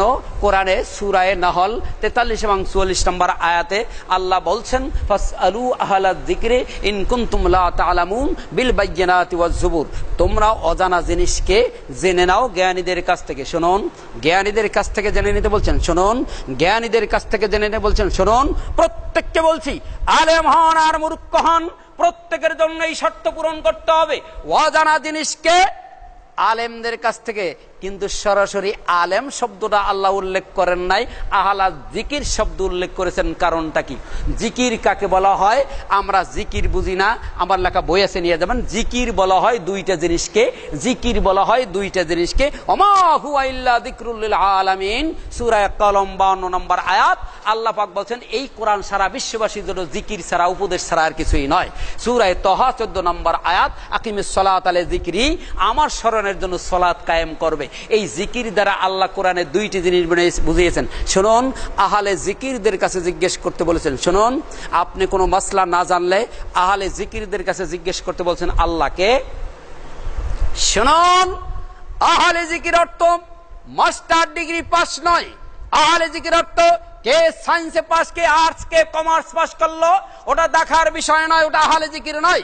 আহলে জিকির হলো একমাত্র ওহির জ্ঞান, কোরআনের জ্ঞান, বিশুদ্ধ হাদিসের জ্ঞান যার আছে তাকে আহলে জিকির বলা হয়। শুনুন, দুনিয়ায় কে পাস করলো, পাশের সাথে ইসলামের সম্পর্ক নেই, পাশের সাথে সার্টিফিকেটের সাথে ইসলামের সম্পর্ক নাই। সঠিক ইসলামের সাথে সম্পর্ক কোরআন এবং বিশুদ্ধ হাদিসের সাথে। কথা ঠিক কিনা? শুনুন, কোন ব্যক্তির কাছে যখন জিজ্ঞেস করবেন তার মধ্যে ওহির জ্ঞান আছে কিনা, ওহির জ্ঞান আছে কিনা এটা দেখতে হবে, ওহির জ্ঞানে পারদর্শী কিনা এটা দেখতে হবে। শুনুন, ওহির জ্ঞান থাকলেও হবে না, ওহির জ্ঞান থাকলেও হবে না। বিল বায়্যিনাত ওয়াজ জুবুর, ওহির জ্ঞান থাকলেও তার থেকে কথা নেওয়া যাবে না। আজকে বাংলার মাটিতে লক্ষ লক্ষ ওহির জ্ঞানের আলেম আছে, কিন্তু নামাজ পড়ে না অনেকে, রোজা রাখে না অনেকে, দাড়ি আছে অনেকে। কথা ঠিক বলছি না মিথ্যা? কথা ঠিক না মিথ্যা? ওহির জ্ঞান থাকলেও হবে না, ওহির জ্ঞান আছে তার কাছ থেকে মাসালা গ্রহণ করা যাবে না। বিল বাইয়িনাতে ডিটেলস হতে হবে, বিস্তারিত হতে হবে, পক্ষে কি বিপক্ষে কি বুঝেই জেনে দিতে পারেন তার কাছ থেকে মাসলা গ্রহণ করতে হবে। ও জুবুর দলিল সহকারে, প্রমাণ সহকারে, কোটেশন সহকারে, রেফারেন্স সহকারে, হাওলা সহকারে এভাবে কথা বলতে হবে। যদি এর ব্যতিক্রম করেন তাহলে আপনার এটা গ্রহণযোগ্য হবে না। সম্মানিত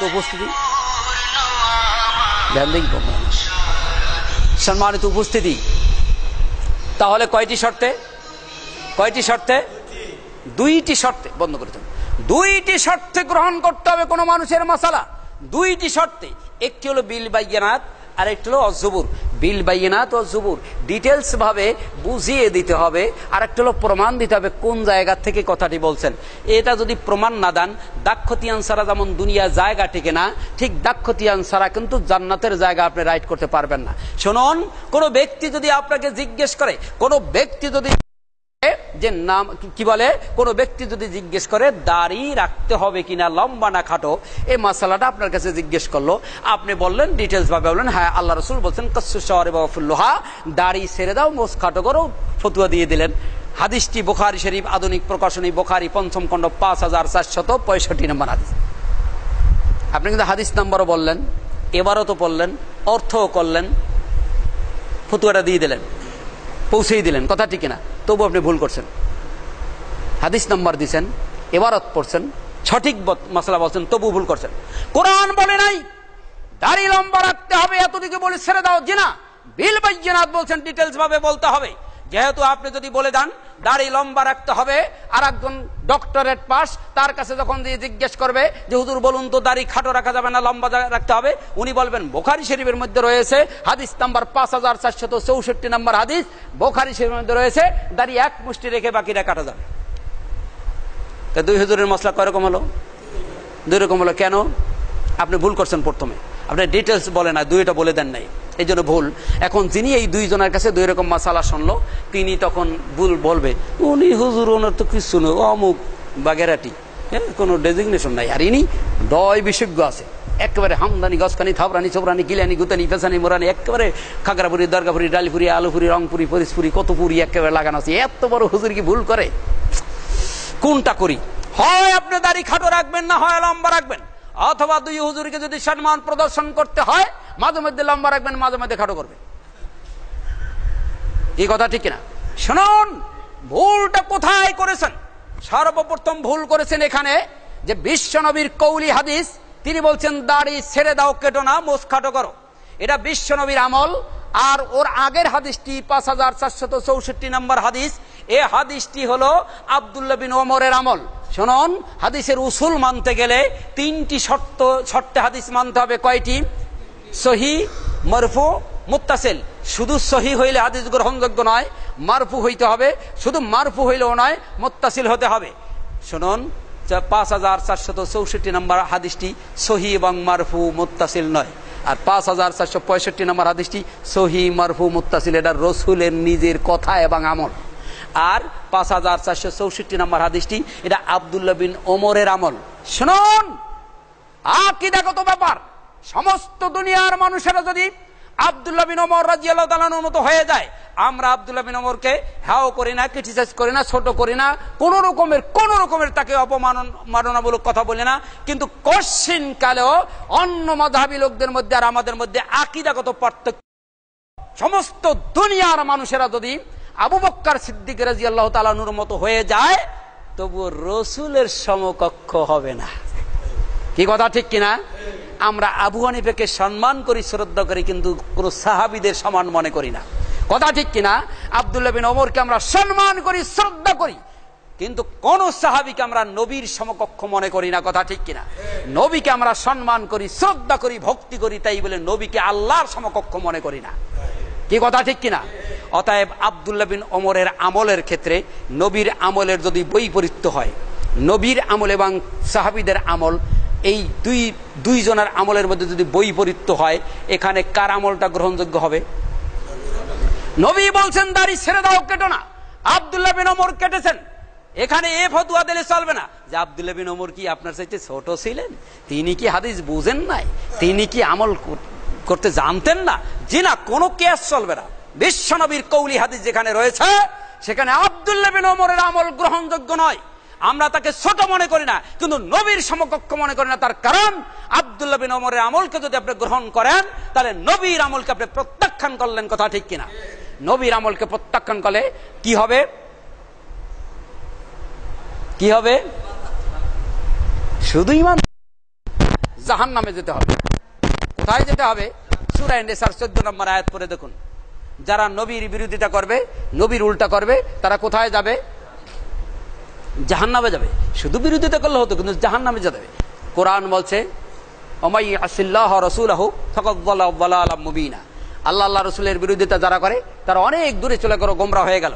শুনুন, আল্লাহ নবীর এই আমলটাকে আপনি বুঝাইতে হবে এভাবে যে রাসূলুল্লাহ সাল্লাল্লাহু আলাইহি ওয়াসাল্লাম আমল হলো দাড়ি ছেড়ে দেওয়া, আব্দুল্লাহ বিন ওমরের আমল হলো দাড়ি কেটে খাটো করা, এবং সেটা বিশেষ সময়, হজের সময়। শুনুন, এই ক্ষেত্রে রাসূলুল্লাহ সাল্লাল্লাহু আলাইহি ওয়াসাল্লামের আমলকে প্রাধান্য দিতে হবে। উসুলের দিক থেকে এই রাসূলের আমলটা সহিহ, মারফু, মুত্তাসিল, আর আব্দুল্লাহ বিন ওমরের আমলটা সহিহ এবং মুত্তাসিল, মারফু নয়। এই ক্ষেত্রে উসুলের দৃষ্টিতে এবং হাদিস গ্রহণ এবং বর্জনের দৃষ্টিতে রাসূলুল্লাহ সাল্লাল্লাহু আলাইহি ওয়াসাল্লামেরটাকে গ্রহণ করে একেই বলা হয় আহলুল হাদিস। সম্মানিত উপস্থিতি, তাই বলতে চেয়েছিলাম, কোনো কথা বলতে গেলে ডিটেলস ভাবে বলতে হবে। শুনুন, একই বুখারীতে দাড়ি লম্বা রাখার হাদিস আছে, আর দাড়ি এক মুষ্টি রেখে বাকিটা কাটার কথা একই বুখারীতে আছে। বুখারীতে দাড়ি লম্বা রাখার হাদিসটি মানার জন্য, আর দাড়ি এক মুষ্টি রেখে বাকিটা কাটতে হবে, এটা জানার জন্য, মানার জন্য নয়। তার কারণ আপনি জেনে রাখবেন। এই জন্য আপনি যখন জানলেন এটা আব্দুল্লাহ বিন ওমরের আমল, রাসূলের আমল নয়, তখন ডক্টর সাহেবের কাছে যখন যাবেন, তখন যখন বলবে আরে বুখারী শরীফের মধ্যে আছে এক মুষ্টি দাড়ি রাখার কথা, জীবনে কোনোদিন ধোকা দিতে পারবে না। আপনি বলবেন বুখারী শরীফের মধ্যে আছে, তা আমি জানি, কিন্তু ওটা রাসূলুল্লাহ সাল্লাল্লাহু আলাইহি ওয়াসাল্লামের আমল নয়, জীবনে আপনাকে ধোকা দিতে পারবে না। কথা ঠিক কিনা? সম্মানিত উপস্থিতি, এই জন্য কথা বলতে হবে দুইটি শর্তে। কয়টি শর্তে? বিল বাইয়ানাত, ডিটেলস ভাবে বলতে হবে, বিস্তারিত ভাবে বলতে হবে। আপনি বলে দিবেন সূরা ফাতিহা ইমামের পিছনে পড়তে হবে, না পড়লে নামাজ হবে না। জি না, আপনি ঠিক করেন নাই। জি না, আপনি ঠিক করেন নাই। সূরা ফাতিহা ইমামের পিছনে পড়তে হবে, না পড়লে নামাজ হবে না, আপনি ঠিক বলেন নাই। এর বিপক্ষেও দলিল আছে, না পড়ার কথা আছে। ওই না পড়ার কথাটা যে সত্য নয়, কোথায় আছে, কেমনে আছে, কিভাবে আছে, ওটা মানা যাবে না কেন, ওটাও সাথে সাথে বলে দিতে হবে। এর নাম হলো বিল বাইয়িনাত, এর নাম হলো বিল বাইয়িনাত। আপনি বলবেন রফুলিদ্দিন না করলে নামাজ হবে না। জি না, রফুলিদ্দিন না করার হাদিসও আছে, নাবির নিচে হাত বাঁধার কথা আছে। আমরা এই কথা বলি না যে নাই, নাবির নিচে হাত বাঁধার কথা আছে, রফুলিদ্দিন না করার কথা আছে, সূরা ফাতিহা না পড়ার কথা আছে, কিন্তু কিভাবে আছে এইখানে গোপন করে, কিভাবে আছে এইটা তারা খুলে বলে না।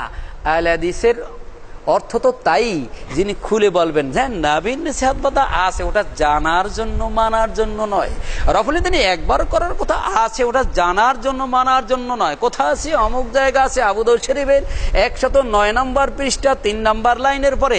আর যে রফুলিদ্দিন করে ঘোড়ার লেজের মতো হাতুড়ে, ওটাও আছে হাদিসে। মুসলিম শরীফ 181 পৃষ্ঠা 5 নম্বর লাইন, বাবুল আমর বিস সুকুনি ফিস সালাত ওয়া নাহি আনিল ইশারাতি বিল ইয়াদি রাফিআ ইনদা সালাম। ওগুলো মন্ত্র আদি মুখস্থ রাখতে হয়, তা নাহলে আপনাকে ধোঁকা দিয়ে ফেলতে পারে। আপনার বিপক্ষে যিনি বলবেন, আপনার সাথে টুপি, দাড়ি, জুব্বা, পাগড়ি অনেক অনেক বেশি, অনেক, আপনি সুবহানাল্লাহ কয়বার বলেন, সে মুহূর্তে মুহূর্তে সুবহানাল্লাহ কই এক ফাল মারে, লাভ দেয়। কথা ঠিক কিনা? সব দিক দিয়ে উপরে, কিন্তু আসলে যে সিসিন ফাক, এইটা আসলে অনেকে জানে না। আমরা অনেকে জানি না, আমরা অনেকে জানি না, আমরা অনেকে জানি। 17 জায়গায় উল্লেখ আছে হাদিসে, 17 জায়গায় উল্লেখ আছে হাদিসে রফুলিদ্দিন না করার কথা, তবু ওটা গ্রহণযোগ্য নয়। 400 জায়গা উল্লেখ আছে রফুলিদ্দিন করার কথা, এবং প্রত্যেকটি সহিহ, গ্রহণযোগ্য। কোথায় আছে, কেন আছে, কিভাবে আছে, এইটা ডিটেলস ভাবে বলার দায়িত্ব হলো আলেমদের। ডিটেলস ভাবে যিনি বলতে পারেন না, তার জন্য মানুষদেরকে নসিহত করা জায়েজ না। যদি আপনি বলবেন রফুলিদ্দিন করতে হবে না, নামাজ হবে না, আড্ডা বাকিরা বললেন না, আর একজনের কাছে যখন যাবে, কে বলছে ওই কি জানে, আরে মুসলিম শরীফের হাদিসের মধ্যে রয়ে গেছে এই যে রফুলিদ্দিন নবী মানসুখ হয়ে গেছে। আপনার মানসুখের কি, কোন জায়গায় মানসুখ হয়েছে, কতটুকু মানসুখের, আপনার ডিটেলস ভাবে জানতে হবে। কথা ঠিক কিনা? সম্মানিত উপস্থিতি, বলতে পারেন প্রত্যেকটা মানুষের উপরে 1 নাম্বার ফরজ কি? ইকরা। ইকরা, এই আয়াতটি আগে নাযিল হয়েছে, কথা ঠিক না?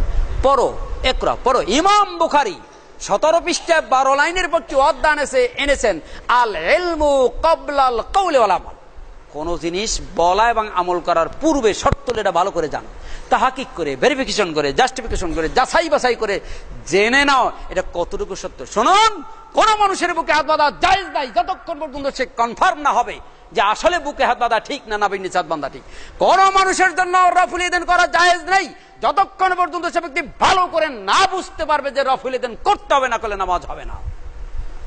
আন্দাজে সবাই করে আমি করে, ওটা হিন্দুদের ধর্ম, সবাই করে তাই আমি করে হিন্দু ধর্ম। হিন্দুদের মধ্যে 4 মজাব আছে, ব্রাহ্মণ, বৈশ্য, ক্ষত্র, শূদ্র, 4 মজাব আছে। এর মধ্যে ব্রাহ্মণ যারা তারা পূজা পার্বণ করবে, মন্ত্রাদি পাঠ করবে, বৈশ্য, ক্ষত্র, শূদ্র যারা ফেলাই তাকাই থাকবে, বা ওরা যা করে তাই।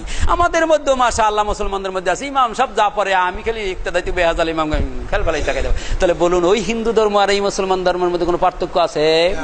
শুনুন, হিন্দু ধর্মের মধ্যে যত ধর্মীয় গ্রন্থ আছে, গীতা, মহাভারত, রামায়ণ, চণ্ডী, ত্রিপিটক, বাইবেল, জেন্দাবিস্তা, দশাতে, ঋগ্বেদ, সামবেদ, যজুর্বেদ, অথর্ববেদ, মনুসংহিতা, ইনায়, বেনায়, নেহায়, মাফসুদ, মোহিত, কত কিতাব আছে। এই কিতাবের মধ্যে হিন্দুদের বেদ আছে, চণ্ডী আছে, চণ্ডী চণ্ডী চণ্ডী বুঝেন? এই চণ্ডীর মধ্যে লেখা হইল যত ভূত পিশাচের কিচ্ছা কাহিনী চণ্ডীর মধ্যে লেখা। আর বেদের মধ্যে লেখা, মহাভারতের মধ্যে লেখা হলো ভারত কেন্দ্রিক কথা, ভারতের বাহিরের কথা নাই। কথা বুঝতে পেরেছেন? আর বেদের মধ্যে, আর বিশেষ করে শ্রীমদ ভগবত গীতার মধ্যে যা রয়েছে, অশ্লীলালে মৃত্যুবরুণ রাতাতম্মত্তানি দিব্যানি হবায়াং মিলঙ্কবরং মোহাম্মদাং রকং বরশি ইল্লালতিল্লাং হতারমিন্দ্র মহাসুন্দরলাং জ্যেষ্ঠাং শ্রেষ্ঠাং পরমং ব্রহ্মং আল্লাহ। তারপরে কি বলে, লাহালাং ইল্লালাং ফজুগীতাং মোহাম্মদাং প্রীতিনির উদ্দেশ্য দং শ্রাদ্ধ গীতা পাঠং করতেই হি পিতরস্তস্য নিরজ্জান্তি স্বর্গতিম। এগুলো তো আসলে আর পড়ে না। সবচেয়ে পরিতাপের বিষয় হলো, হিন্দুদের বেদের ভিতর থেকে কেউ প্রমাণ করতে পারবে না যে মূর্তি পূজা করার কথা আছে, যে না নাই, ওরা পড়ে না। তার কারণ ওটা পড়ে না। ব্রাহ্মণরা বলে তোমরা ধরতেও পারবে না, ছুঁইতেও পারবে না, মানে মনে হয় ওটা বোম দলে বাস্ট হয়ে যাবে। এই জন্য ওরা বলে ধরতে পারো, ওরা খালি ফেলাই থাকে। ওই ব্রাহ্মণ যা বলে, ঠাকুর যা বলে, ওই পর্যন্ত। শুনুন, এই ব্রহ্মবাদী স্বভাব মুসলমানদের মধ্যে আছে। দেখবেন আপনি মসজিদে যাইয়া কোরআন শরীফ পড়ে শুনাইবেন, আর একদল আছে ওই মসজিদে ওই কোনায় গিয়ে তাবলিগি নেশা পড়ে শোনাবে। কোরআন পড়া যাবে না, কোরআন অসহজে বোঝা যাবে না, কোরআন সহজে বোঝা যাবে না। অবস্থা হলে 22 প্রকার এলেম লাগবে। তার মানে হিন্দুরা বলে ধরা যাবে না, আর মুসলমানরা বলে কোরআন ধরা যাবে না। তাহলে বলুন, ওই হিন্দু ধর্ম আর এই মুসলমান ধর্মের মধ্যে কোনো পার্থক্য আছে? আছে নাকি? শুনুন, কেন বলে? তার কারণ হলো, এই কোরআনে যা আছে তা যদি যাই না ফেলায় সাধারণ লোকেরা, তাহলে আমাদের কাছে আর হয় স্যার, জি স্যার, ইয়েস স্যার, নমস্কার দিতে আসবে না, ঠিক কিনা? ব্রাহ্মণরা এই জন্য বলে এটা তোমরা ধরতে পারবে না। তার কারণ এই বেদের ভিতরে যা আছে এত যদি হিন্দুরা সবাই জেনে ফেলে, তাহলে একটারও বাধাই রাখা যাবে না, মূর্তি পূজা সবগুলো ছেড়ে দেবে। এই জন্য কেউ ধরা যাবে না। তাহলে এই দেশের মানুষ যে ইসলাম মানে, এই ইসলাম আর হিন্দুদের ধর্ম কোনো পার্থক্য নাই। এই জন্য তাহকিক করে, ভেরিফিকেশন, জাস্টিফিকেশন, কোরআন বলছে সূরায়ে কমার 17, 22, 32 এবং 40 4 জায়গায়, লাকাদ ইয়াসসারনাল কুরআনা লিযিকরি ফাহাল মিন মুদ্দাকির। কোরআন আমি বোঝা সহজ করে দিছি, আছে কেউ বোঝার মতো? আল্লাহ বলছেন কোরআন বোঝা সহজ, আর হুজুরেরা বলে অবোঝা সহজ না, 22 প্রকার এলেম লাগবে। আল্লাহ ঠিক না হুজুরেরা ঠিক? এটা বলছে কেন, এটা বলে কেন তা জানেন? এটা বলার কারণ হলো, ওটা যদি আপনি বুঝে ফেলান, তাহলে হুজুরের দ্বারে আর বিলেত পড়তে ডাকবেন না হুজুরের। সম্মানিত উপস্থিতি, আজকের কথার মধ্যে মূল কথা হলো, 1 নম্বরে আমাদের শিখতে হবে। 1 নম্বরে কি করতে হবে? শিখতে হবে। কি শিখতে হবে? ঈমান। 1 নম্বরে কি শিখতে হবে? ঈমান, আকীদা। আকীদা কি? যে কোনো কবরের কাছে গেলে কবরবাসী ভালো করতে পারে না, মন্দও করতে পারে না। এই বিশ্বাস কিন্তু আলহামদুলিল্লাহ আলহামদুলিল্লাহ অন্য অন্য যত দল আছে, অন্য অন্য যত ইসলামিক দল আছে, তার চাইতে আহলে হাদিসরা ভালো কেন? তাদের কি নাক একটা বেশি না চোখ দুইটা বেশি? ভালো কোন দিক থেকে? শুনুন, মক্কার কাফেরেরা বলতে, কাফের বলতে আলাদা কোনো জানোয়ার সমাজে বাস করে না, মুনাফিক বলতে আলাদা কোনো জানোয়ার সমাজে বাস করে না। মুমিনদের যে কয়টা চক্ষু, মুনাফিক কাফের ধরো সেই কয়টা চক্ষু, কথা ঠিক কিনা? তবু তারা হলেন কেন? কিছু বৈশিষ্ট্য তাদের ছিল, সেই বৈশিষ্ট্যের কারণে তাদেরকে বলা হয়েছে, কথা ঠিক কিনা? শুনুন, অন্য অন্য যত দল আছে সেই দলের চাইতে আহলে হাদিসের অনেকগুলো গুণ আছে। আহলে হাদিসরা নামাজ না পড়তে পারে, রোজা না রাখতে পারে, সুদ খাইতে পারে, ঘুষ খাইতে পারে, কিন্তু আহলে হাদিসরা শিরিক করে না। কথা ঠিক কিনা? শুনুন, বিশ্বনবী যখন মেয়ারাজে গিয়েছিলেন, মুসলিম শরীফ দিল্লি রশিদিয়া প্রেসের ছাপা 443 পৃষ্ঠা 8 নম্বর লাইন, বিশ্বনবী বলেছেন, আল্লাহ আমাকে বলেছেন, মান লাকিয়াল্লাহ বিগাইরে মান লাকিয়াল্লাহ বিকুরাবিল আরদি খাতিয়াতান লা ইউশরিকু বি শাইআ লাকিতুহু বিমিসলিহা মাগফিরাতান। আল্লাহ ওয়াদা করেছেন, নবী হে, আমি আপনার সাথে ওয়াদা করলাম, আপনার কোন উম্মতেরা যদি সারা পৃথিবী ভর্তি করে পাপ করে আর যদি শিরক গুনাহ না করে, আমি আল্লাহ তাকে মাফ করে জান্নাত দিই। আলহামদুলিল্লাহ, অন্য অন্য দল যারা আছে তাদের চাইতে অনেকগুলো গুণ আছে। অন্যতম গুণ হলো যে আহলে হাদিসরা ইবাদত বন্দেগী কম করতে পারে, রোজা নামাজ কম করতে পারে, বিবিকে পর্দায়ও কম রাখতে পারে, কিন্তু আহলে হাদিসরা শিরক বিদআত করে না। কথা ঠিক কিনা? এই একটি জায়গায় উপরে আছি আমরা, কথা ঠিক কিনা? শিরক করব না, বিদআত করব না। শুনুন, শিরক বিদআত কি জেনে নেবেন। শিরক করলে 3টি উপহার। কয়টি উপহার? সূরা মায়েদা 72 নম্বর আয়াত, নিশ্চয়ই যারা শিরক করে বা করবে তাদের জন্য 3টি পুরস্কার। 1 নম্বর হলো বেহেশত তাদের জন্য হারাম। বেহেশত কি? ওমাওয়াহুন নার, এবং জাহান্নাম তাদের বাসস্থান, জাহান্নাম ওয়াজিব। ওমা লিযালিমিন মিন আনসার, এবং ওই জাহান্নাম থেকে মুক্তি দেওয়ার জন্য, জামিন করার জন্য কাউকে খুঁজে পাবে না। তো কয়টি উপহার? শিরক করলে 3টি উপহার। অন্তত আমরা শিরক করি না। কি কথা ঠিক কিনা? আমরা শিরক করি না। অন্ধভাবে কোন আলেমদের মাসালাকে মানাও শিরিক, অন্ধভাবে কোন আলেমদের ফতোয়াকে মানা শিরিক, অন্ধভাবে মানা যাবে না। আহলে হাদিস হওয়ার জন্য 1 নম্বর বৈশিষ্ট্য, আহলে হাদিস হওয়ার জন্য 1 নম্বর বৈশিষ্ট্য হলো বিনা দলিলে, বিনা প্রমাণে, বিনা কোটেশনে, বিনা রেফারেন্সে, বিনা হাওলায় কারো কথা মানা যাবে না। যেহেতু আমি ভুলের ঊর্ধ্বে নই, আপনি ভুলের ঊর্ধ্বে নন, অথবা আপনি যেটা বললেন হাদিস নাম্বার বলেন, আয়াত নাম্বার বলেন, যাই বললাম সংক্ষিপ্ত আকারে তাড়াহুড়ো করে এসে যা বললাম, এর উপরে আল্লাহ পাক আমাদের সকলকে আমল করার তৌফিক দান করুক, শিরক মুক্ত জীবনযাপন করার তৌফিক দান করুক, আমিন।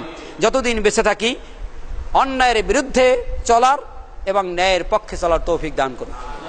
কিয়ামতের মাঠে আল্লাহ পাক যেন আমাদের সকলকে ক্ষমা করে দেন, আমিন। আকুলু কওলি হাযা আস্তাগফিরুল্লাহ লি ওয়া লাকুম ওয়া লিসাইরিল মুসলিমিন। সুবহানাকাল্লাহুম্মা ওয়া বিহামদিকা আশহাদু আল্লা ইলাহা ইল্লা আনতা আস্তাগফিরুকা ওয়া আতুবু ইলাইক। আসসালামু আলাইকুম ওয়া রাহমাতুল্লাহি ওয়া বারাকাতুহু।